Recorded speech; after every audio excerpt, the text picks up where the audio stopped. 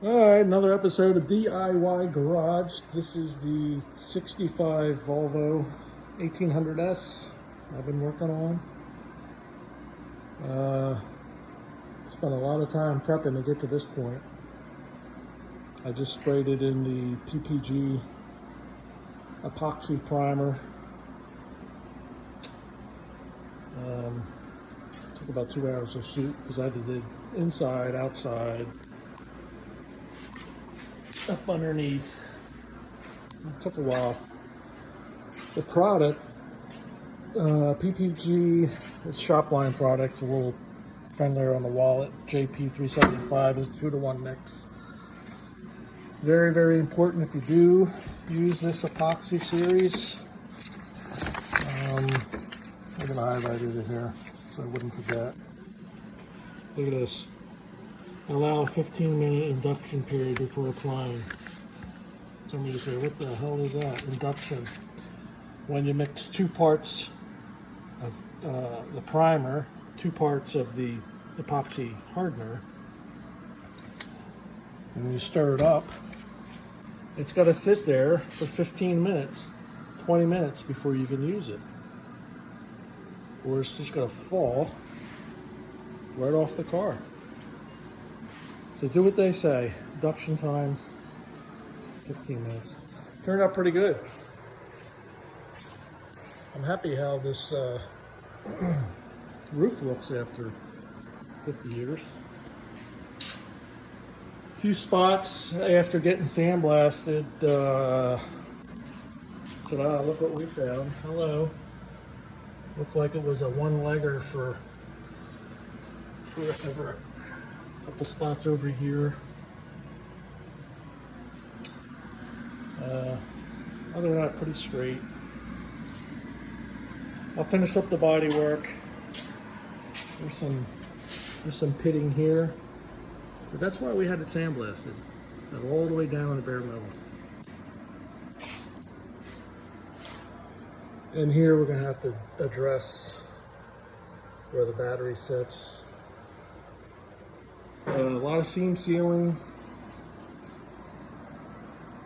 a lot of straightening with filler, and then primer again, and then filler. So stay tuned.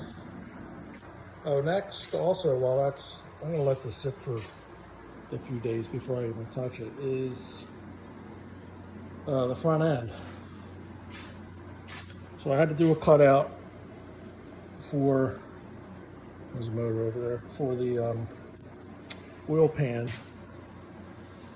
That's a 3800 V6 out of the 98 Camaro. And I am damned if I can get this, and I will. I'm going to get this car to go from the old steering box to a rack and pinion. This is a run-of-the-mill Mustang 2 steering assembly. And I'm not sure if I'm going to build a bracket coming off of the cross member or have it come down from the frame. I haven't decided. I gotta put this into here and see how it looks, and then figure out my double D, how that's gonna go up. We have to figure out the angle of the dangle here, up and over. It's got to go somewhere right up through that hole. I mean, I had this all laid out with the engine in it, with the exhaust, with the old steering. I'm like, I'm taking it this far, I might as well just put the rack and pinion. It's going to be so much easier, so much nicer to steer, especially at 130 miles an hour.